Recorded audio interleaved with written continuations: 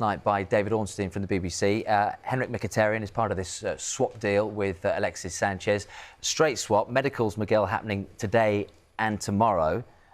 Who's getting the best deal out of this? I'd say United, because obviously they're bringing in a player that everyone seems to want, and secondly, they're getting rid of a player that obviously it just wasn't working with Mourinho. But I don't think that Arsenal necessarily got a bad deal in the circumstances, because I mean, they were in a difficult situation with Sanchez. All right, he's a brilliant player, but clearly they weren't getting the best out of him this season because of everything happening, and he was going to go for free. And they've got what looks like, I think, a player that could be quite suited to Wenger, and someone now will have something to prove. He's got a lot of talent, as it seems to do, and just because it didn't work at United doesn't mean it won't at Arsenal. Yeah, technically very good. Played at the highest level majority of his career, so they're getting a very good player in Mkhitaryan, and hopefully he does well. I think when you look at Arsenal as well, most of their best work is done in and around the opposition's box. Yeah. You know, there's a lot of give and goes, 1-2s. And I think probably the best work we've probably seen from Mkhitaryan at United was in those areas. You know, and Wenger's probably thought, you know, at the end of the day, if we can get the best out of him in what he does best in the team that they've got, with the amount of talent they've got, like I say, it could be a good fix for both clubs. But you always hear that kind of Mourinho puts defensive demands on players like that, whereas Wenger doesn't. Would you think that would? Yeah, definitely. I think Wenger's known for putting his arm around players probably a little bit too much and making them feel loved. And Mourinho's a little bit harsher as a critic, but I'm sure he's going to go there and benefit from this. And Miguel, the stall in this deal, because you know it has moved quickly, but at the same time it stalled over the last few days.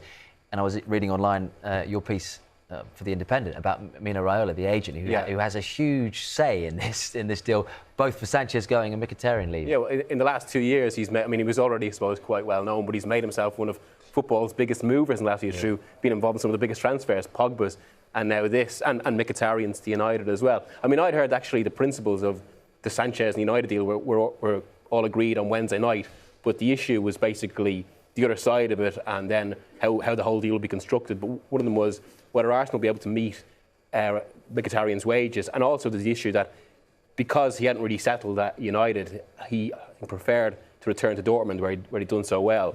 And when, I suppose, a client has that position, an agent like Raiola, I mean, his whole view is we're not compromising. I think he came out, he was on the record on Wednesday to Paul Hurst in the Times.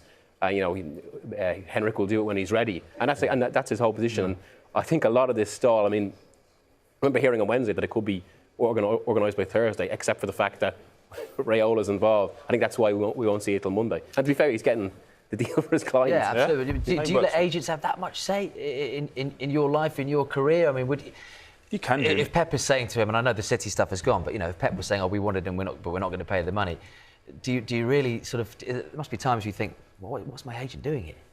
Well, obviously, he's made the decision. His agent hasn't made the decision to go to Arsenal or to Man United. In terms of Mkhitaryan, his agent works for him. He doesn't work for Manchester United or Arsenal, so he needs to get the best for his player and his client. So, as I said, both players were negotiating on free contracts, so there's going to be some details in there that need to be ironed out. Yeah, where does he fit into this Manchester United side?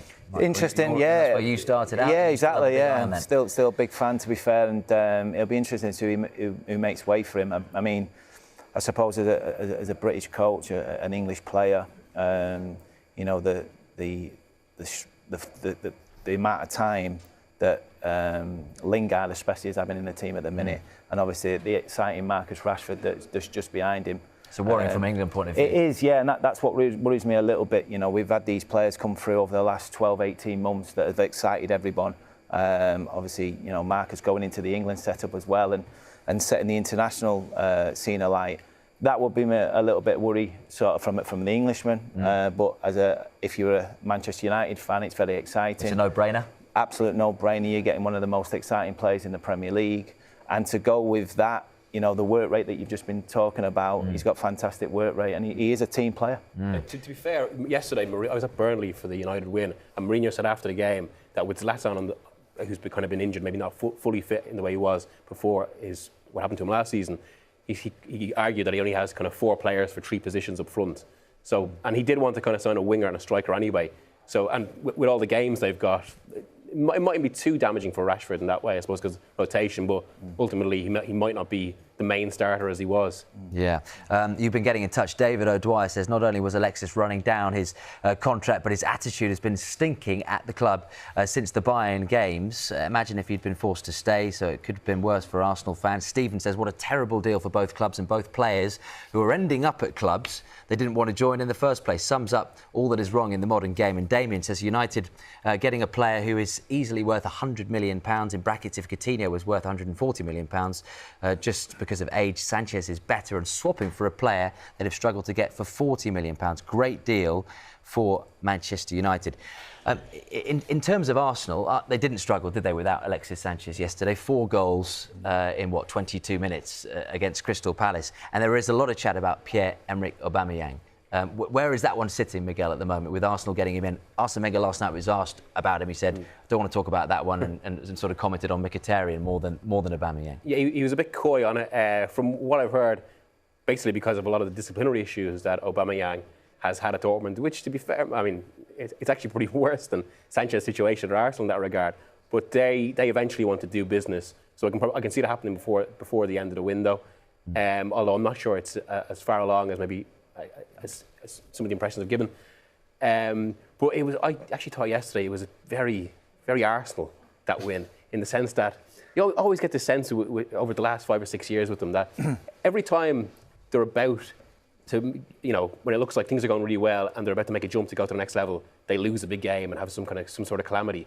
But then every time it's about to get really, really bad, they then get a win like that. There's a weird kind of self-correcting. That result didn't surprise me yesterday. Yeah. I kind of was aware the result didn't surprise me, but what it did is the manner of the result. Yeah. You look at the 2 of the goals, from the corners. I mean, I was quite shocked, especially. And Roy will be disappointed. Obviously, I worked with Roy my days at West Brom, and his attention to detail is as good as anybody's in the game. There's no doubt about that. And for them to score 2 goals from corners as they did yesterday, that was probably the only surprise that 2 of the goals come from set plays. You were nodding along there as well when you sort of agreed. Yeah, as I said, you're surprised. But in going back to the Pierre situation, the thing is with that, there must be some off-the-field issues, because a player of that quality in today's market is worth more than 55 million. Yeah. So if there's only them numbers being talking about, I know it's a lot of money, but the market is like outrageous at the moment. So you would expect him to touch near to 100 million. I mean, and Mkhitaryan played in that team didn't he, at Dortmund? We've seen how great Aubameyang on his day at Dortmund. He is some player. Isn't he? True, especially remember watching them against Spurs in the Europa League in 2015-16. And the build-up to that game was all about 2 rising teams, especially it was just before Spurs' first title challenge under Poch, and Dortmund were absolutely brilliant, and the 2 of them linked up superbly. It's the player, really, the Mkhitaryan player we haven't seen at United enough, apart from ironically maybe 1 game against Spurs last season. But yeah, if Wenger can bring that out, and I do think, I mean, you touched on it earlier, kind of where Mourinho has the harder edge, whereas one of the issues at Arsenal maybe is that Wenger kind of indulges players too much. But maybe these are 2 players that actually need that. Yeah.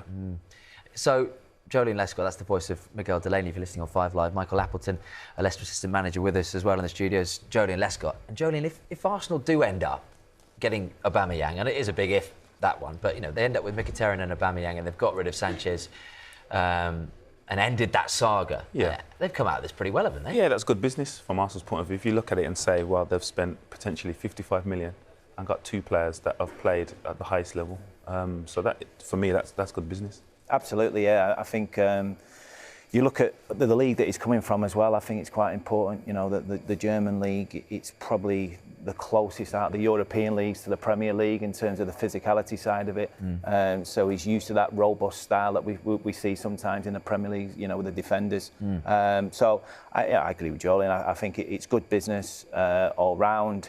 And I think it's one of them where I think Mourinho and Wenger, I think the sooner it's done and dusted and out of the way, everyone can get on with their lives and we can, move on to other stuff. It's been going on for journalists. I'm trying to chase this story. But the other side of it as well, in terms of Arsenal, I mean, I was looking at that squad they put out against Bournemouth last week, and is this actually the kind of most mediocre Arsenal squad since in Wenger's time with the club? So to get these 2 players, even if they've had a few difficulties, it just immediately adds that extra gloss